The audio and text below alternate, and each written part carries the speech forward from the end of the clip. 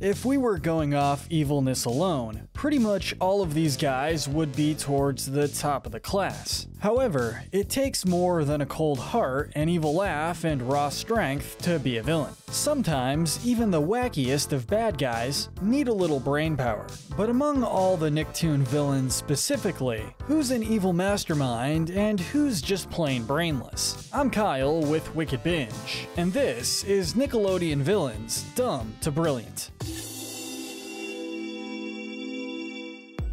While there are many great Nicktoon antagonists and villains, we unfortunately can't mention every single one. We're only going to be talking about one villain per show. But as an added bonus to those who may have seen our previous Nicktoons villains video, we are going to be mentioning a few villains who weren't in that one, just to mix things up. With that said, on to the rankings. Naturally, we're going to be starting with our dumbest villains and working our way up the IQ chart to the smartest and most brilliant. So first up we have the childishly minded. Being from a kids network, it makes sense that a few of our villains would, well, actually be kids themselves or have the intelligence equivalent to a kid's. So naturally, that means our dumbest villain has to be Angelica from Rugrats. Although Angelica may be sneaky and manipulative, she's still only 3 years old. As such, there are plenty of times where she ends up believing her own lies, or getting caught up in the theories that the babies have about things like magic and monsters. Looking at some of her own plans, she tends to not think things through too much either, really only caring about the short-term gain of a toy or some cookies. Stop asking dumb questions and just get the candy! You could also argue that the only reason why it's so easy for her to manipulate people is that most of her victims are either 2 years old or younger, or absent-minded adults, so not too much of an accomplishment. While we can give her some credit for the schemes that worked, like faking the kidnapping of her doll, and she does get quite a bit smarter in the All Grown Up series, she's still far from a genius. Only one spot above Angelica, we have Fanboy and Chum Chum's Boog.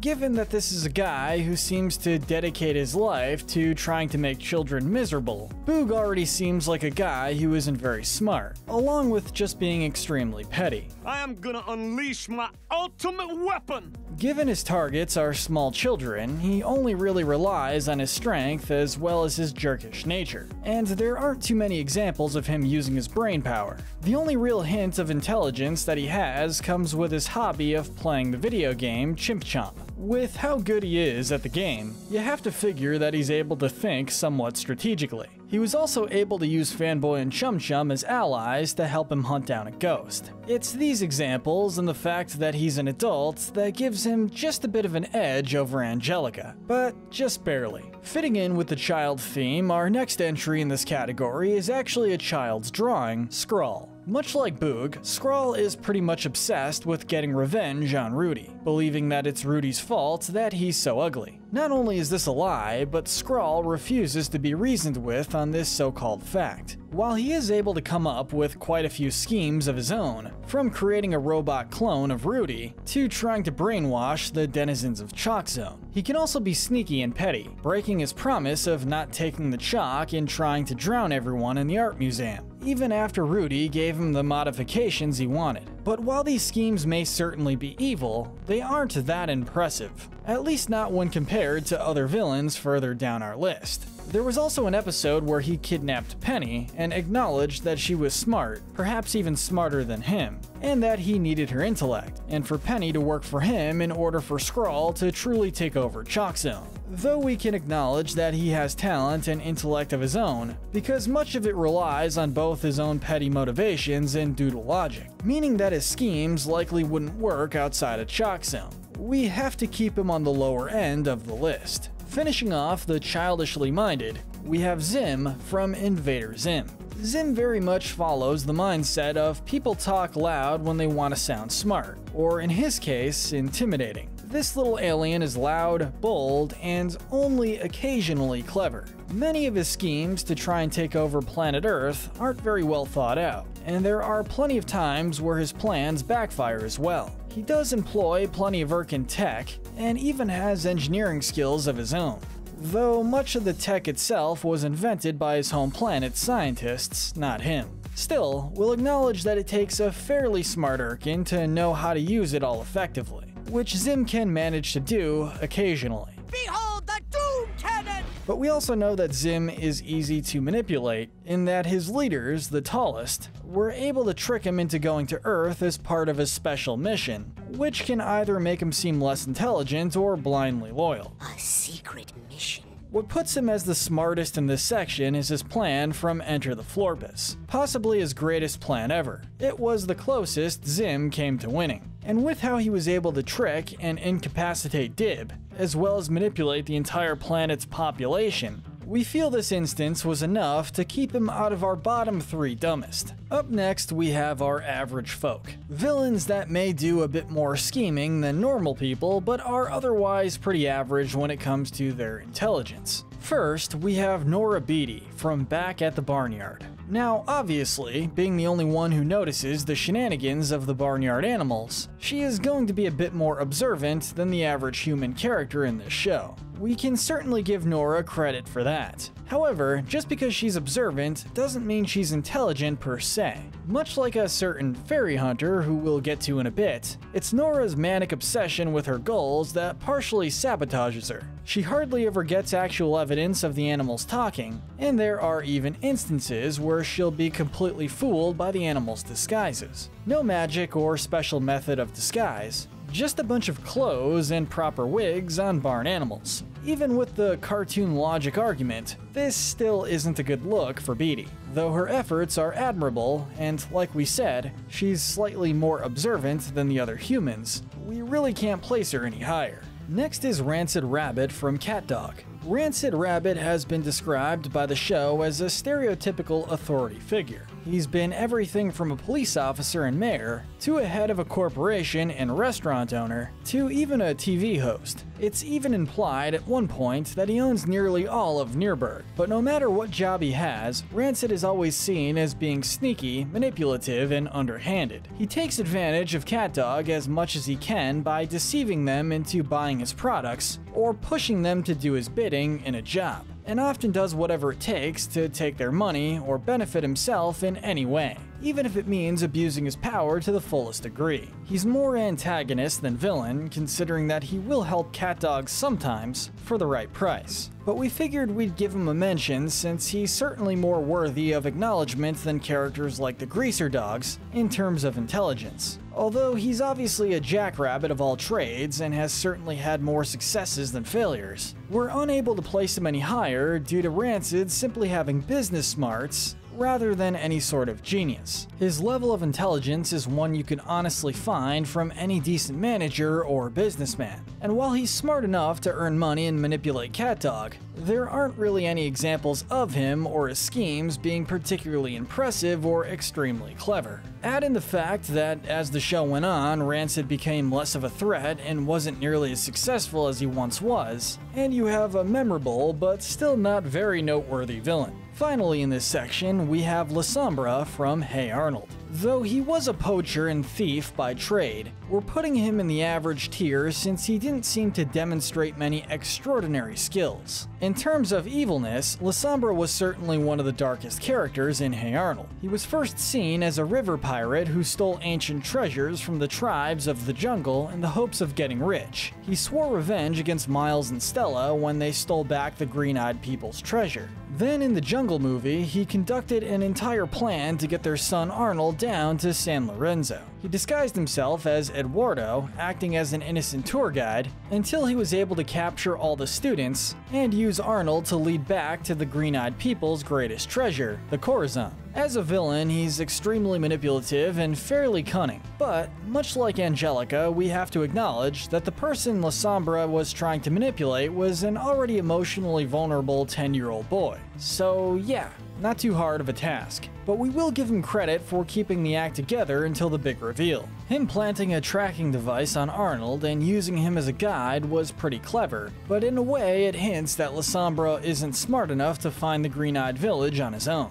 As such, we had to dock him a few points for that. Unfortunately, other than his Eduardo act, and using Arnold for his own means, Lasombra doesn't have many other intelligent moments in the film. He's even shown as reckless when he rushes in to try to grab the treasure when it opens. which leads to him getting shot with a poisoned dart. It's a pretty dumb way to go out, and while he may have had some skills, he's certainly no genius. Next are the college-bound villains. This category focuses on villains who are experts in their field, whether that be science and inventing, hunting, governing, or invading. They may be brilliant in their niche, but struggle to succeed when it comes to anything outside of it, and thus may not have any memorable successes to their name. First up is Dorcas from Planet Sheen. The best word to describe a character like Dorcas is schemer. This guy is always scheming, whether he's trying to manipulate the Emperor as his loyal advisor, or coming up with a plan to destroy his nemesis Sheen once and for all. Dorcas also uses a variety of tactics to try and either kill Sheen or reveal how much of an idiot he is. From the simple to effective to the elaborate and impressive. He's also one of the few people on the planet who see Sheen for the idiot he is. But whether this says more about him or the alien residents, it's really a toss-up. But because all of his plans usually go up in flames, and any occasional success that he gets never seems to last long, we can't really put him any higher. His niche may be scheming and trickery, but he's still not the greatest at it. Tough Puppy's Birdbrain is next. While Birdbrain is far from the main antagonist of the series, it could be argued that Birdbrain is quite a bit smarter than someone as insane as Snaptrap. It's sort of like comparing the Riddler to the Joker. One is clearly smarter, but also less impressive and deadly. The show even acknowledges that when he teams up with other villains like Snaptrap and the Chameleon, he's often the only sane and intelligent one in the bunch. But along with book smarts and being an inventor, often using various gadgets to make up for the fact that he's unable to fly, Birdbrain has also shown moments of being clever, such as when he used the fact that he was the only one of his species to his advantage, making it illegal for any tough agents to beat him up. What really brings Birdbrain down, however, is that along with still having quite a few losses under his belt, he often hires incompetent henchmen and will get distracted by them. This often contributes to his downfall. Denzel Crocker from Fairly OddParents is next. Though Crocker may come off as crazy, well, he usually is, he can also be smart. Crocker is a hunter of all things magic, especially fairies. As such, he's much more observant than the average Dimsdale resident and tends to notice whenever something is off or there's magic afoot. He'll even sometimes accurately guess the situation or wish that Timmy made and know exactly how to try and counter it, which is admittedly pretty impressive. He's also smart enough to invent his own original magic tracking devices, and while they may not always work, he'll usually have more hits than misses. In addition to this, Crocker also knows how to link science and magic together, something Wanda claimed was impossible. As such, Timmy and his fairies always have to stay on their toes whenever he's near, showing that he's much more of a threat than he may otherwise seem. Even as a child, Crocker was smart enough to think ahead and leave a note for himself so that even after Jorgen erased his mind, he would still know that fairy godparents existed. What keeps Crocker from going any higher is that when it comes to things outside of fairy hunting or magic tracing, he can be a bit dense. He can be short-sighted and sometimes let his eagerness or suspicions get the best of him. And while he may be correct a lot of the time, Crocker struggles to get actual proof of fairies time and time again, leading to him failing almost constantly. We can acknowledge his impressive inventing talents and magic intuition, but when it comes to things as simple as common sense or getting people on his side, Crocker is far from the top of the class. Next, we have a tie between two Avatar villains, Firelord Ozai and Kuvira. Here we have two very powerful benders, though not necessarily two of the smartest characters from the world of Avatar. Yeah, for once, Ozai isn't at the top of one of these lists. But anyway, as strong and evil as Ozai is, we never really get a sense that he's as calculating as people like Azula. In fact, some of the Fire Nation's biggest plans, the coup of Ba Sing Se and the counterattack for the rebels on the Day of Black Sun, are Azula's ideas. Heck, even the plan that gets him onto the throne is his wife Ursa's idea, not Ozai's. While we are giving him some credit, as you obviously need some sort of high intelligence to properly rule an entire nation, along with him knowing how to manipulate his children, there still aren't too many examples of him using his brainpower instead of his firepower. As for Kuvira, though she is a bit more clever and manipulative than Ozai, she still tends to fall into the role of a dictator. Although it is Kuvira's idea to build a platinum mech powered by spirit vines, she still needed Varric to discover the power that the vines had. It could also be argued that this idea itself was pretty mad and not very well thought out, being more of a show of power than anything else, as well as being a weapon that would have killed her if not for Korra. Additionally, although she was able to force villagers into falling in line and was sharp enough to expect attacks from enemies, any success in these instances will contribute more to her power as an earthbender and her skills as a fighter than her actual intellect. In both cases, Ozai and Kuvira were power-hungry people who cared more about land and territory than any long-term consequences. And in a world that's all about keeping balance, that can be a very dumb mistake. Finishing off this section, we have Queen Vexus from My Life as a Teenage Robot. Much like Ozai and Kuvira, Vexus is a very skilled leader and manipulator. The first example of this takes place long before she even meets Jenny. It's revealed in the TV movie that Vexus took and hid the golden computer chips from the robots of Cluster Prime, making sure that they couldn't rise up against her, even before there was a threat like Jenny to worry about. Talk about planning ahead. Vexus rules Cluster Prime with an iron fist, yet other than Jenny and the residents of Earth, for the longest time her subjects see her as a benevolent ruler. Even her daughter, who has frustrations with Vexus, still believes her and her propaganda, not standing up to her until she sees the stolen chips for herself. Outside of Cluster Prime, Vexus also knows how to manipulate and use humans like Sheldon, or a group of popularity-obsessed Tremorton High students for her own gain, and can often gain the upper hand of a battle through trickery and sabotage. What keeps her from our very top tier are her schemes after her big defeat. Once she's removed from power and is sentenced to life on an asteroid, Vexus becomes desperate and just a bit mad. Even with the help of Smitus and Krakus, she's stuck on that asteroid for quite a while, and loses quite a bit of edge without her kingdom to back her up. Even when she becomes the new high school idol, she's more focused on enjoying the attention she craves than actually using the humans to try and take over Earth. It's honestly pretty disappointing seeing where such an awesome villain like her eventually ends up, but considering how dangerous she was, maybe it's for the best. Finally, we've come to the geniuses. These are villains who can run large-scale operations and can manipulate both average citizens as well as their heroes. They seem to be able to outsmart anyone, and were the closest in terms of reaching success. First is Bikini Bottom's least favorite single-celled organism, Plankton. While Plankton may pride himself the most on his scientific inventions, they aren't the only feather in his cap. We see throughout the series that Plankton has some decent manipulation skills, knowing the weaknesses for people like SpongeBob and Mr. Krabs. There was the time in the episode New Leaf where he faked being retired in order to drive Mr. Krabs crazy with paranoia and emotionally manipulates Krabs into giving up his formula. This isn't the first time he's used his rivalry with Krabs to his advantage either, as he also tricked Mr. Krabs into keeping his restaurant open 24 hours a day, which nearly drove SpongeBob insane. In some instances, Plankton was even able to trick the entire town of Bikini Bottom. He also has leadership skills, as seen when he was able to lead an army of his cousins in an attack against the Krusty Krab. Additionally, when he puts his mind to it, he can do much more than simply steal the Krabby Patty formula. Naturally, the biggest example of this is in his plan from the first SpongeBob movie, where Plankton was able to manipulate King Neptune into freezing Mr. Krabs, allowing Plankton to sell both Krabby Patties and bucket helmets to his new customers, which led to him nearly taking over all of Bikini Bottom. This was certainly no small feat. Unfortunately, this is also the closest that Plankton has ever been to success. And for the most part, Plankton tends to underestimate his rivals as well as overestimate his own skills and tech, which often leads to failure. He's also had plenty of inventions that could be seen as impractical. For these reasons, we had to leave him off our top 3. Up next, we have Sartana of the Dead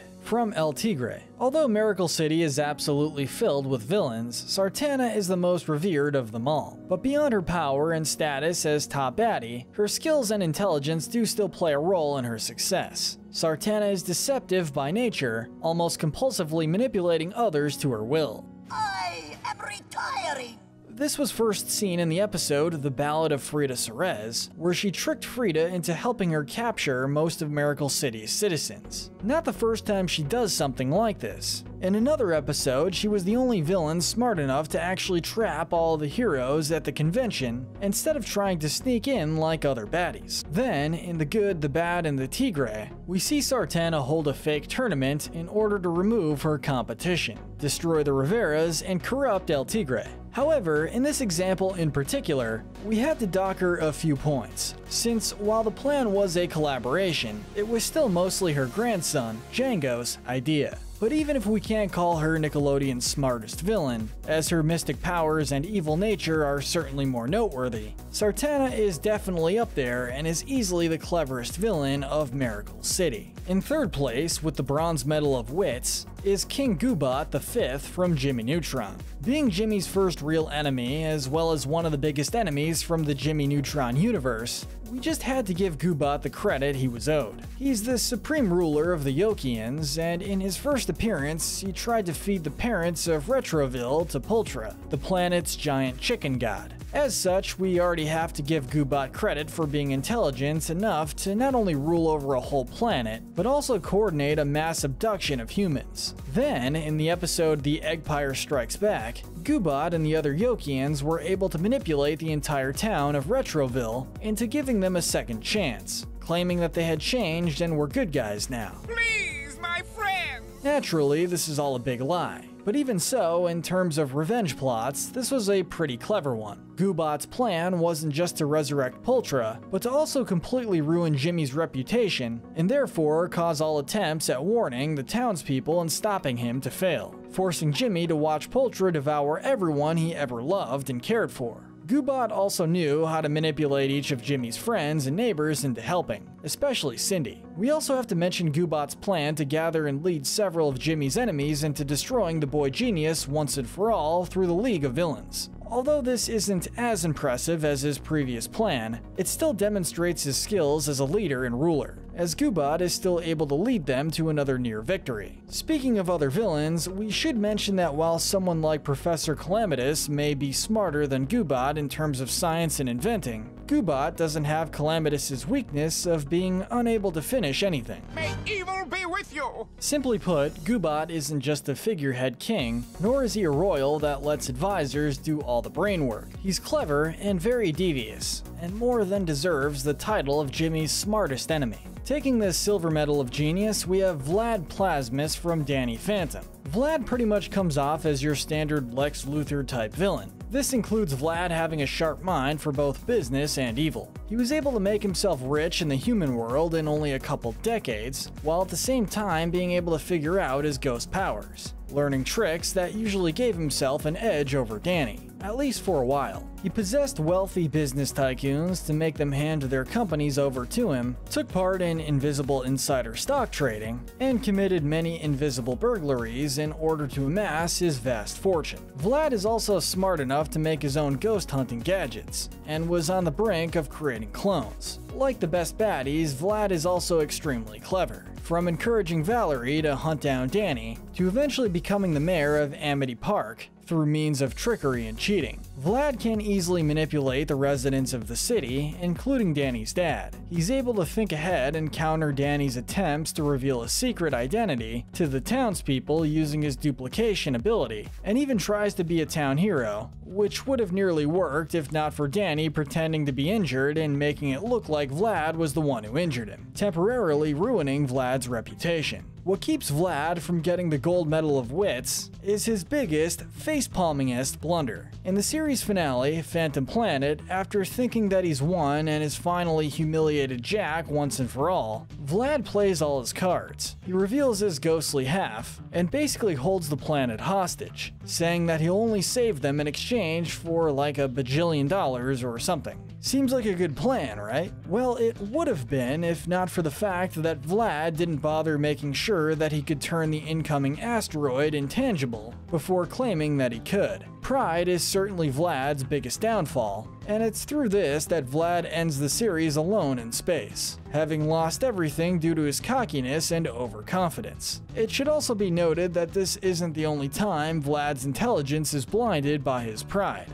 He may have had a really good run, but with just how hard he stumbled at the finish line, we can't in good faith give Vlad the gold. We're naming Big Mama from Rise of the TMNT as our most brilliant villain. Being a standout from the latest incarnation of our favorite heroes in a half shell, Big Mama is not only a powerful foe, but extremely cunning as well. Her status as the Queenpin of the Hidden City allows her to stand toe-to-toe with some of the best fighters in the series, despite Big Mama not being the strongest physically. In her first appearance, only Leonardo is able to see through her deals when she tricks the turtles into gathering Uskitos for her. As such, she's nearly able to throw the turtles into the Battle Nexus and make them her new rodeo clowns. Throughout the rest of the series, we see Big Mama trick and gain the upper hand over just about everybody. She cons Draxum into giving her a mystic artifact that allows her to trap the entire city of New York in an orb, allowing her to turn it into her new Battle Nexus arena.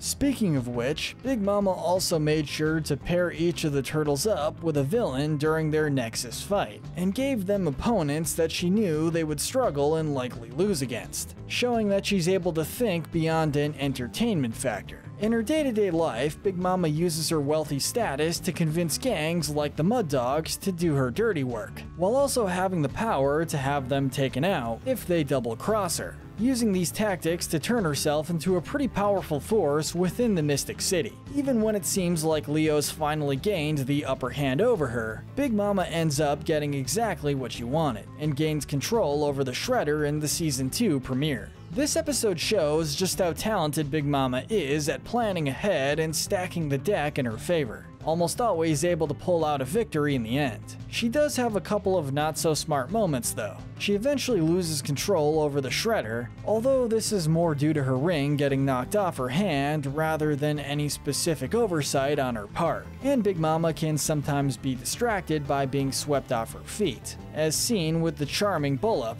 or the handsome Don Suave. However, because these moments are so minor and don't really hold a candle to her successes, we still consider Big Mama to be the most brilliant Nicktoon villain. But who do you think are the smartest and dumbest Nicktoon villains out there? Let us know in the comment section below. Make sure to hit that notification bell and binge our Dumb to Evil playlist. But most importantly, stay wicked.